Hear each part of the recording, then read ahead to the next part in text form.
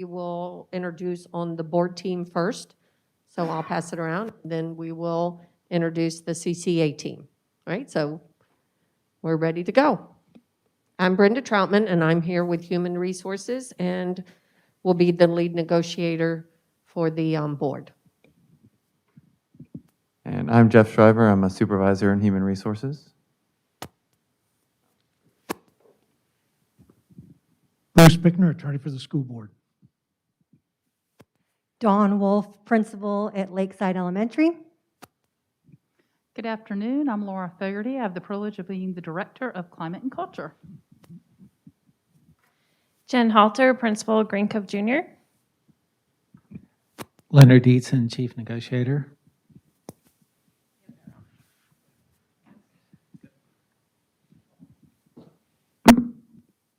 I'm Betsy Reger. I am the Executive Director of CCEA and the Chief Negotiator for the union side. James Howell. I'm the Clay County Education Association Vice President, and I teach at Orange Park High School.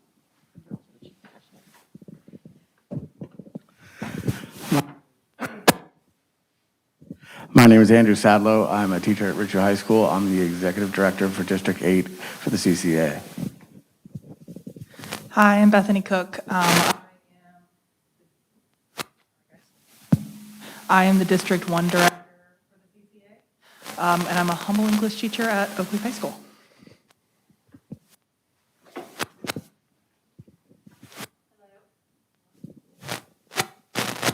Hello, I am Lisa Evans, and I am a math teacher at Middleburg High School.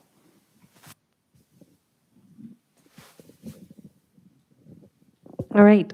The board does not bring in any articles for this year. We will take care of all the articles that we have come spring when we do open book. So if the union has articles to present, we will start with those. All right, Jamie's going to bring you the first one, which is Article 4, Association and Teacher Rights. Wait, Jamie, just one at a time. One at a time.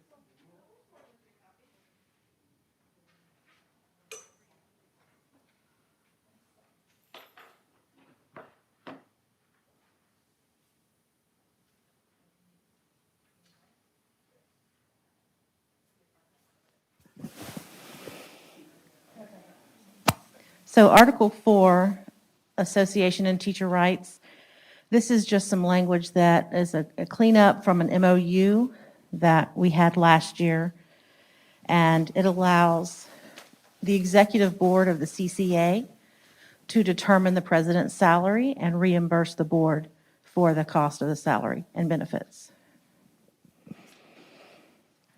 Also, last year, we had added an intern, and that language was not exactly what we intended it to be as an unpaid intern. We wanted to be able to pay an additional officer or officer-elect a salary to come in and assist the president.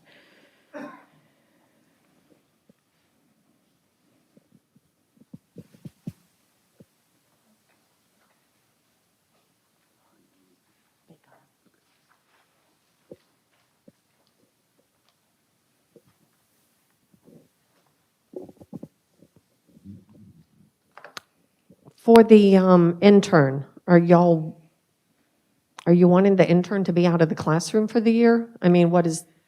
Right, that would be, and if the time comes that we feel like we need an additional person to be excused from the classroom to work with the CCEA, and we talked about this last year and we had termed it as an intern, but because of some contractual implications with the FEA, we needed it to not be called an intern. We needed it to be called an officer.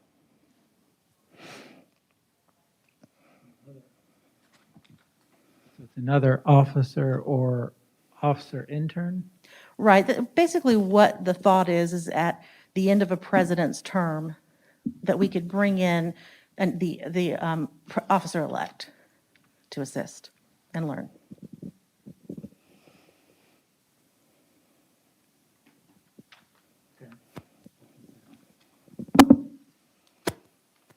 good. Any questions? No. Okay. So the next one is Appendix 4C, salaries and pay differentials. And so this has come about because we are seeing more and more sub-vacancies not being filled, and our teachers are being asked more and more to cover classes or take split classes in the elementary school. There was already some language in here to allow secondary teachers to be paid $10 for a class that they had to cover during their planning period, but there was nothing for elementary teachers when they were being asked to cover classes or take in students from a split class. So we've tried to make it a little more appealing for our secondary teachers to have that, that be paid at their hourly rate, as much as the .128 differential would be. And also to create language that allows the elementary teachers who take on additional classes to receive funds as well. And we're at $50 per day for teachers who take students from another class due to an uncovered substitute vacancy.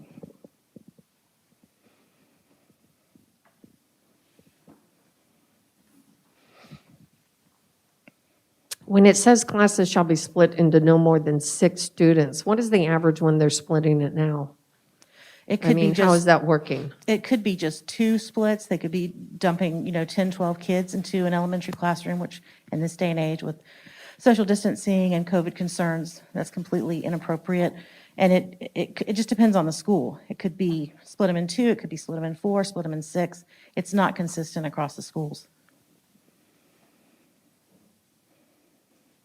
Okay, we'll have to cost this one out, Sure. because with the budget cuts, because with limiting to 6 students, that means that could be up to $200 for the day, Right. But you're not paying a sub. splitting it 4 times. Well, we don't pay subs $200 a day either. Well, we can entertain a counter. Okay, all right. Do you have a question, Jen? I just want to know where the $50 per day for elementary came. If an hourly rate for a secondary is, I just was wondering where the $50. I think because they split the class for the day. Right, it's. They split it for the day, not just for a period. Right, exactly. Okay. I think it's happening more and more frequently this year than it has in years past, and that's why we've brought it.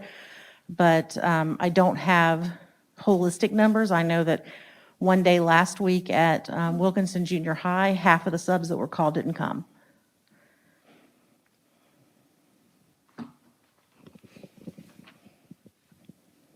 Any more questions? All right, we're ready to talk about the wonderful teacher salary allocation. Do they have it? Did you pass that one out? Yeah. Okay. So just to sort of give you some background information, in 2019, the district budgeted $139 million for instructional salaries. And then we negotiated a $2,000 raise for all teachers, and the district costed that out to us at about $6.3 million. So you would expect $145 million in salary to be spent for 2019, but on the AFR, we actually only spent $135 million. So in spite of a $2,000 raise that was costed over $6 million, we had actually spent about $4 million less than we budgeted. So we feel like, even though we're just talking about teacher salary allocation, that there are some lapsed dollars available. And we want to explore the best way, the fairest way to make something less than a mess out of the mess we've been handed by the state. So our proposal is using the 80% of that teacher salary allocation, and Dr. Legetko was kind enough to pull out all the benefit costs for us. So we have about $4.2 million. So All of our classroom teachers that are making less than $40,000 or less would have their base salaries raised up to $42,225. And this is sort of a staggered compression approach. Then there are 403 classroom teachers that are making less than $40,000. The cost of that is $1.488 million. Then we have the teachers that are making, the classroom teachers, that are making between $40,000 to $47,500 would receive $22,225. There are 1,249 of those teachers, and that would cost $2.779 million. So the total cost out of the 80% is $4.267 million, so right at the dollar amount. Then we're going to use the 20% of the teacher salary allocation first for non-classroom teachers who are making $40,000 or less. They would have the same pay increase as the classroom teachers to $42,225. We do not and cannot create competing salary schedules. We can't have guidance counselors and reading coaches and all those folks that provide those services to our children making less than classroom teachers. So there are 23 non-classroom teachers who are making less than $40,000. The cost of raising their salaries is $73,383. Then all the non-classroom teachers making between $40,001 and $47,500 would receive that $22,225 increase. So there are 111 non-classroom teachers making that between $40,001 and $47,500, and that costs $246,085. So all the teachers who are making more than $47,500 would receive a salary adjustment of $22,225.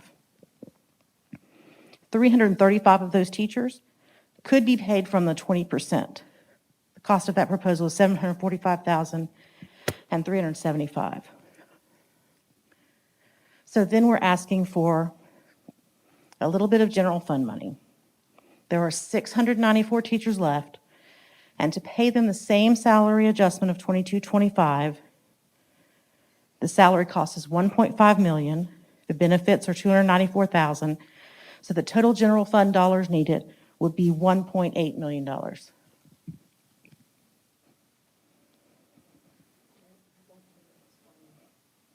Sure.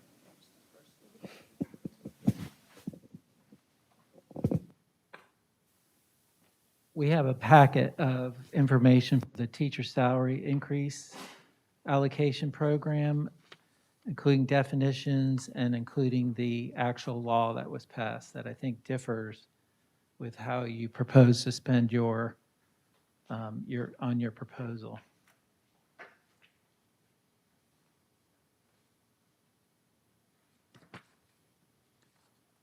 So you see, just off the top, the amount for the charter schools that was taken off was $303,742. And so then you start with that amount, 6354299.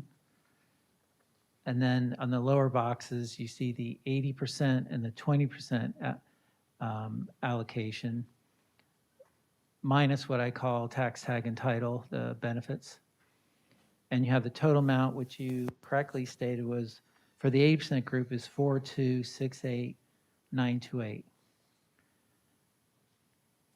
Now, in the next handout we have before the bill is we believe how you have to spend this money under the law. It's not, we don't believe it's optional, and we don't believe we can have staggered compression with the 80% funds given by the state. So are you saying those funds are non-negotiable? They're negotiable, and they're going to go right into how the statute says they go. So if you want in addition to those, that's negotiable. But the way they're spent, you have to get to a true minimum, maximum amount of all employees who are 2A teachers plus certified pre-K teachers funded by the FEFP. And so where in the law does it say that we have to reach one minimum amount? Okay. on page, you'll have it in front of you.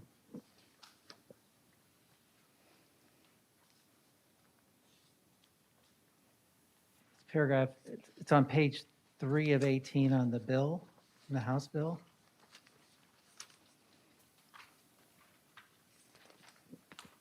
It's how you get there in the 80% amount.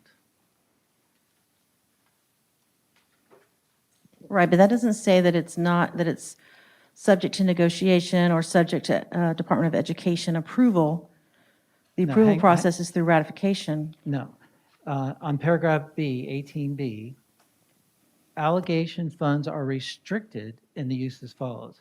Restricted, not negotiated. Each school district and charter school shall use its share of the allocation to increase the minimum base salary for full-time classroom teachers as defined by 1012-01-2A, plus certified pre-K teachers funded in the FAFP to at least 47.5. So that's your goal. Or to the maximum amount achievable based on the allocation as specified in the General Appropriation Act. The term minimum base salary means the lowest annual base salary reported on the salary schedule for full-time classroom teachers. So we have to spend all of our money to hit 47.5, and we can't, or to the maximum amount achievable based on that allocation. Our maximum amount achievable is different. It's 44,950. If we spend all of the money in the 80% bucket on our salary schedule, where our teachers are actually placed with years of experience, it lands on that with just a little bit of change left over. So the proviso language also tells you how to spend that money. I believe the 20% is negotiable with respect to, I've seen several districts do, you can have a percentage like Alachua did a flat amount. Each teacher got a flat amount. Some people do percentages. Like the overall percentage is around, say, 1.4% of the total wages of the 20% group. And again, the 20% group are all classroom teachers above the minimum amount, 2A teachers, plus B, C, and D, guidance, media specialists, all those other folks, plus pre-K teachers, certified pre-K teachers who are above that amount, and classroom teachers who got a raise under the first 80% bucket, but did not get a 2% raise. They're not entitled to a 2% raise, but they come eligible to be in both the 80% and the 20% if they got less than a 2% raise. So I'm sure you're not surprised to learn that we have a different interpretation. We know that some of the legislators tried to have this subject to DOE approval, and that was rejected by the body. The 80% is negotiable. We do have to use it for those teachers under 47.5 to get the increase, the base salary up for those teachers. And the maximum amount possible is going to be, I guess, where we differ. Right. The maximum amount has to be spend every penny until you get the highest amount. Because that first year teacher and second year teacher, it's an FRS issue for 30 years. So if you stop short of the maximum amount, you're not, the true intent was for Florida to be number 5 and state at 47.5. Well, they didn't give us enough. No, If absolutely they gave us not. enough, we'd all be happy. No, we wouldn't. No, we The wouldn't. other side wouldn't. However, we're not near 47.5. We do understand this creates problems all around the state. There's probably 9 or 10 people who submitted plans. Most of those were at 47.5. The harder ones were not. There's been 2 or 3 that are doing exactly what we're doing, what we're suggesting. Gainesville did exactly what we're suggesting. Lake County did exactly what we're suggesting. But there are Seminole County did exactly counties what that we're supposed- didn't. I don't know any. I have not seen one. How about Baker County? Yeah, we're not settled, we're not near. But the district made a proposal that included different base salaries. The district made a proposal that got to the maximum amount for everyone, and then took 20% funds, no fund dollars, to make like $20, $50 difference into the first 10 years. Not a penny difference. They got the true minimum, maximum, like here, it's 41.9, whatever, close to that. And that, they spent every dollar of that 80%. Then they took some 20% for 8 people who were guidance and media specialists and paid them. And then $500 for everyone else in the 200, in the 20% bracket. Sounds like a bad deal, but they got an automatic step. Sure, I understand. So they got 1,000 plus 500, the veteran teachers, and they said, no, thank you. So, But the district did propose a settlement that did not include compression of every single step. There are more than one, I mean, it's 41.9, then it goes up to 42.3, I mean, something like that. So it's not just, here's the minimum base salary, and then everybody else gets, again, the proposal was with the 20% funds to go in there to make it like a $20 or $50 difference. It wasn't the district's money, but they did spend every dollar of the 80% to get to the true minimum maximum. how about Union County? How about it? They kept their salary schedule, gave everybody the same amount. Well, I won't comment on Union County. Haven't seen it. I've heard about it, never read it. Doesn't bother me. Don't know if they have counsel. Well, I negotiated it, Okay. so I know that it is not the way you're describing it. Okay, well, I'm positive I've described this to, well, many places, not only school boards, superintendent associations, school board associations, negotiators, worked with groups that worked with the legislature. This is how it works, period. It's how it works. So you're saying it's non-negotiable? No, I'm saying the law reads as written, period. So you're saying the law makes it non-negotiable? No, I did not say that, did I? I'm asking you, you're saying that we have to spend it in one way. There's no room for negotiation. So that sounds like it's I non-negotiable. did not say that. No, you did not The say those 80% words. The 80% is spent according to the law. If you want to spend the 20% differently, like we proposed in Baker, and they said, no, thank you, you can do that. Do you have a proposal? We have to look at yours first. I just gave it to you and read it to you. Well, I would like to caucus, that's kind of how it works. So you don't have a proposal to give to us right now? Is that what you're saying? We're not going to exchange proposals? I'm going to evaluate yours, and we're going to break and look at your language, and then we will come back. Is that acceptable? I suppose. Thank you.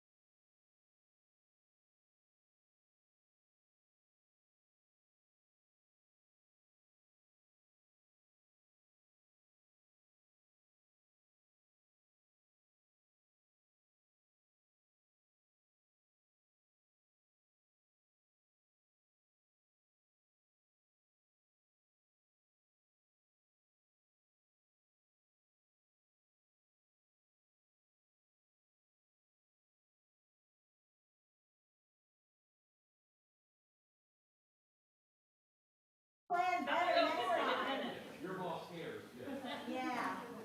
Our boss does too now. She's just uneducated. We got some really good Indian food and Mexican and, all kinds of stuff, so smell the rooms next time. Hey, before we get started back, how's CBA? It's amazing.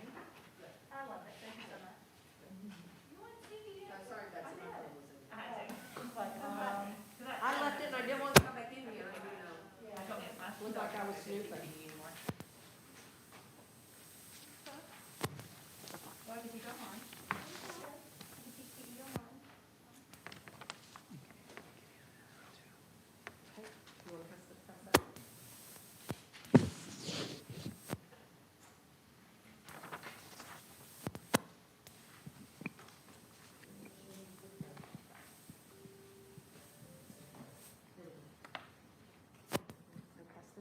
Pass this out. Yeah. I need to page over the offer.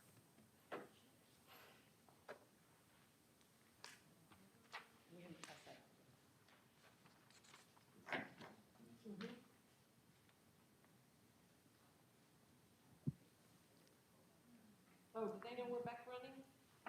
Not yet. It's not over.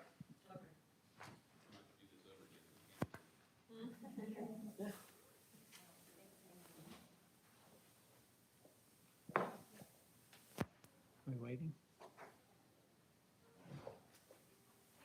We're good.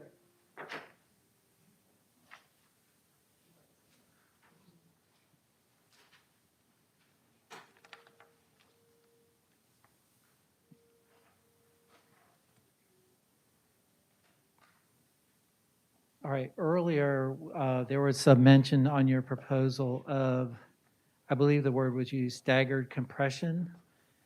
And that approach was given to the Department of Education. I believe they tried to do a similar group of banding groups with the 80% funds in Suwannee County. They emailed the Department of Education and asked Department of Education whether that would be appropriate.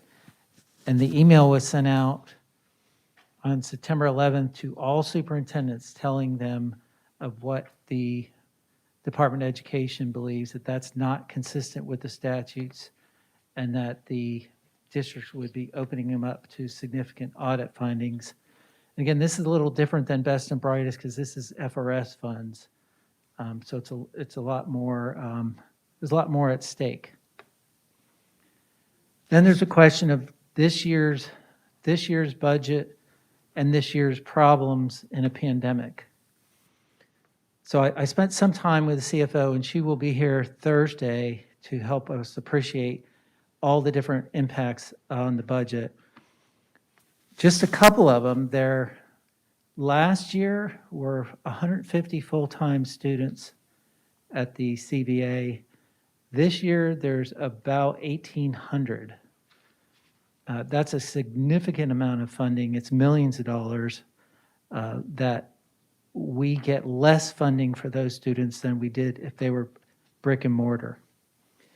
Another serious hit, and this is happening in a lot of districts, homeschool went up from last year to this year. It's up to 2,050, which is a 458 student increase. That's over $3 million also of loss of revenue.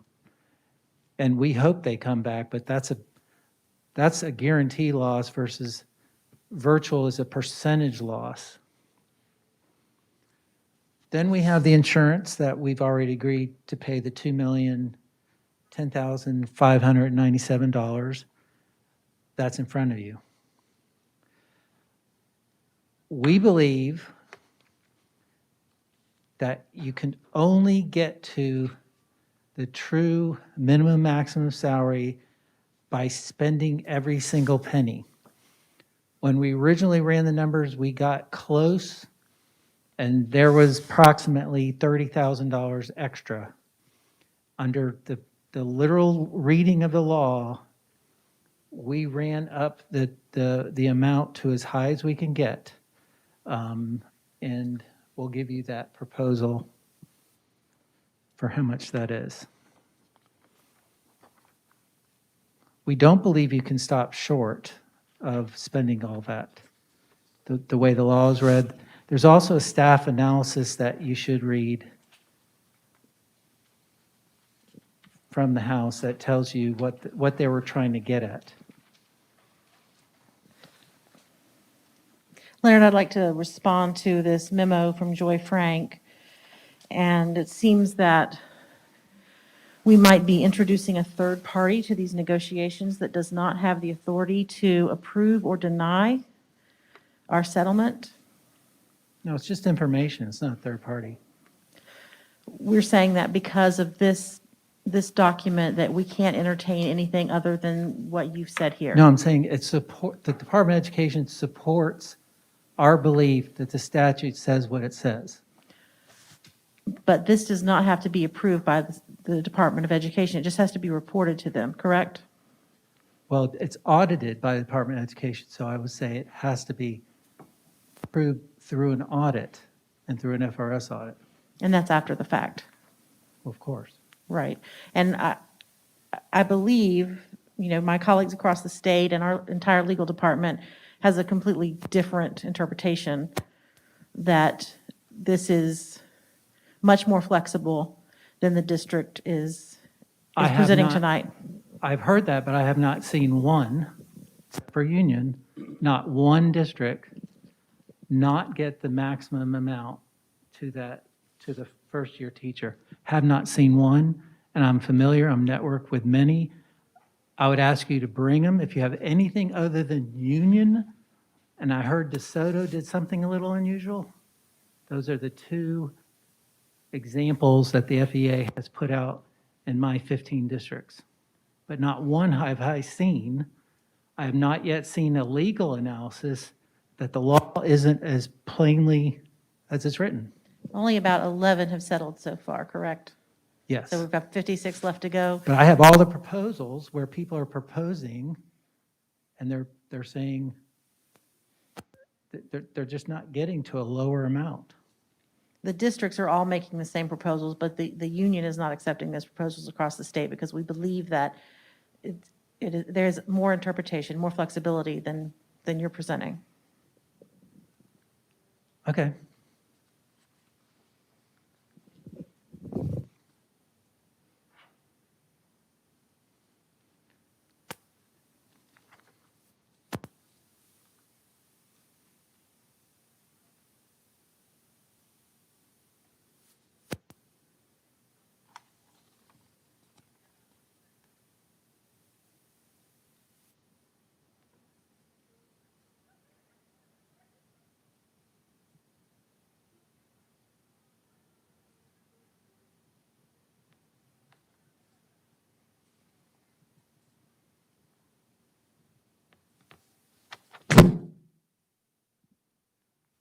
What's this average 1%? You think $400 or $500, something like that? Pardon me? The 1% is going to be $400 or $500, something like that? It's 1% of, say, 45,000 would be 4,500, 450, 50,000 be 500, Right. 60,000. It's just what it is. So we're going to give a brand-new teacher a $7,000 raise and a 15-year, and we're compressing the first 15 years of experience, and give someone with 15, 20, 25 years experience $500. And that is what the legislature gave us to do. That's exactly what they gave us to do. There's no way that's going to get ratified. No, I don't know that. I'm not a mind reader. But if it's not ratified, that's not my goal, is to ratify. My goal is to follow the law. And if you ask for more fund balance on top of that, and if the CFO and the board doesn't have it or says they can't do this in an uncertain at best time, then we go from there. That's how it works.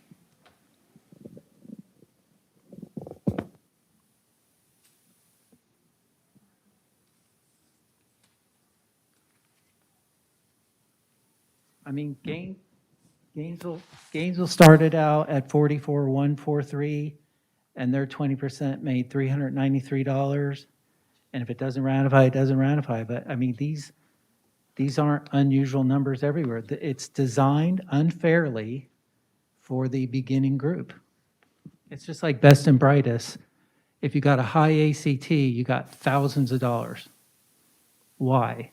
Because the legislature said so. That's what they said for best and brightest. So you all sued and they got rid of best and brightest, right? So they put that in this group. They took that 350 million, added it to 500 million, and now we have a new program for beginners. I guess for me and for us, I guess we're having a different interpretation of those words, maximum amount achievable. For us, it seems like your interpretation is kind of simplistic. It also suggests a level of ignorance and lack of foresight on the state's behalf. Ours is, I guess, a more intuitive interpretation that the maximum achievable amount is up to a point of equitable distribution and to avoid negative consequences, like to morale. Why else is there no stronger wording or a formula attached? Our interpretation suggests a more enlightened vision of the state's intent and not one designed to create discontent. Well, I can tell you the legislative intent is even more clear, and I'll bring it the next time, is staff analysis. But in the proviso, it's precisely 80 and 20. Like you notice in the bill, it doesn't say 80%, 20%. It's in the Appropriation Act telling you exactly how you get it. And it's or to the maximum amount achievable based on the allocation as specified in the General Appropriation Act, not or as could be fairer. We agree, we will stipulate, this is not the wisest way to spend money. Not. I think FEA, School Board Association, Superintendent Association, all lobbied and said, just give us the cash and we could bargain it. And the answer was this law. And so I don't know of any other way around that. And it just says what it says. And I think if you read the staff analysis, the sole goal was the beginning pay. That's it, 47.5. Or as high as you could push it so that we can say we're the 5th highest in the nation. I mean, that was the goal.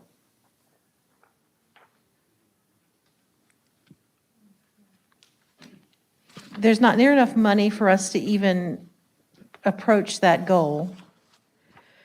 The only thing that this is going to accomplish is dissent, decreased morale in a group of professionals who are absolutely beat down by current circumstances. And I think that we need to talk to the board and ask them to be brave and do the right thing, because this is not the right thing. We will talk to the board, but everyone has to do the right thing within the law and then within their budget. And within the whole circumstances of what's going on with where students are. I mean, it's different this year of where students are financially. And we know that in earlier versions of this bill that it was subject to DOE approval, and that was removed because it was to be subject to bargaining. I don't see anything in the law that has suspended 447 collective bargaining rights. You're correct. And there's nothing in the law that says we have to pay minimum wage, right, in 447, but we have to pay minimum wage because it's in another law, a federal law. So we had to follow best and brightest, even though there was 447, we had to follow it. If you had a high ACT, SET test, nothing to do with bargaining, we had to follow it. This is the same thing. They're telling us we have to follow this law, just like COVID leave law, just like any other law. It's a law. And as you pointed out earlier, this has FRS ramifications. Best and brightest was a bonus. Right. And it was a terrible program, Correct. but it wasn't the same thing as a salary increase. That's why this is more subject to audit than best and brightest, because it's an FRS issue forever. Well, we think it's more subject to negotiation. That's fine. We are negotiating it. We're telling you. You're telling us how it's going to be. That's not No, we're negotiating. telling you what the law means, and you're asking for stuff. That's called negotiating. It's not negotiating if you were arguing from the position that this is what we can get under the law, there's nothing else we can do. That's not negotiating. That's you telling us how it's going to be. No. You Tell can- me how it's not, Leonard. Tell me you how can- that's, You how, can counter with, you should spend your fund balance because this is a wonderful year for school boards. You mentioned there's like 4 million extra somewhere. I'd like to see that in this environment. If you it's in the budget documents provided to the state. You can, if you believe that, then we can negotiate with 4 million. I don't believe it's there. I believe our FTE is down. I believe there's a lot of stresses on the budget. I believe the CFO can knock that back to reality within a minute. What's actually available versus what's filed with the state. So we're not providing accurate numbers to the state in our AFR and our budgets? I'm No, confused. there's other things out there that this worldwide pandemic impacted the district. And how we are funded has been different this year than ever. And we will find out how we're really funded probably in April on the fourth calc. I think the point I'm trying to make is that this district budgeted a certain amount for salaries last year and then negotiated an increase that they said would cost them $6.3 million, and they paid less than they budgeted for salaries. So I'm not sure that the numbers are going to reflect the truth of the situation, because it feels like, doesn't feel like, it is evident that we over budget and underspend, and there's more there. Okay. I always hear that we over budget and underspend. You never want to overspend and under budget, so that's a good thing. So, but we'll find out I've stayed at Holiday Inn, so I don't know how to be a CFO, but the CFO will come Thursday, I think our next day is Thursday, and explain exactly where the funds are and the current problems on our current budget with our students. I mean, just the homeschool increase alone was $3 million. It's a big deal. There's a lot of current stresses on the budget, which in turn. And there's a lot of current stresses on our teachers. We agree. I absolutely agree. Hardest job ever this year, bar none. There's not a doubt. No one's disagreeing. We were given an allotment of money to spend in a certain way. To negotiate, to spend in a To certain way. negotiate in a certain way. And if the board has extra money that you're asking for, we will ask it from them. I don't think that kind of money is available. I don't think there's 4 million available. I just don't. We didn't ask for 4 million, we asked for 1.8. I know, but you mentioned 4 million like you're giving us a discount. It's not there. No, I'm showing you that it is there. Okay, well, I'll have her demonstrate that. That's just not how a multifaceted school board budget operates in a pandemic with losing FTE. It just doesn't operate that way. It's too simplistic. All right, so do you have any responses to our language? The association language go with a may on the first sentence. Keep it to a may instead of a shall.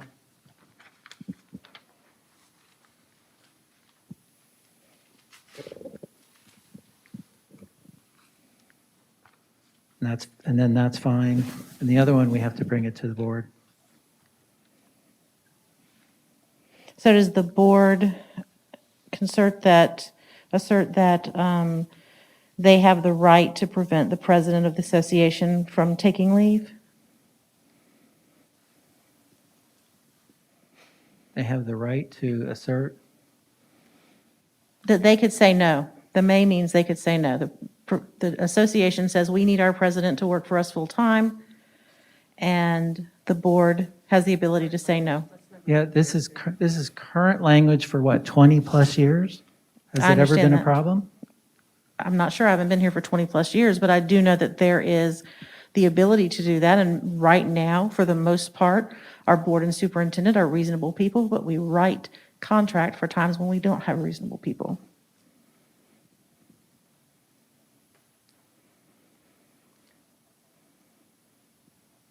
Okay. That's our counter, and if your counter is we want shall, we'll bring that back to the board. Yes. And your salary pay differential we'll have to bring to the board too, because there's additional costs.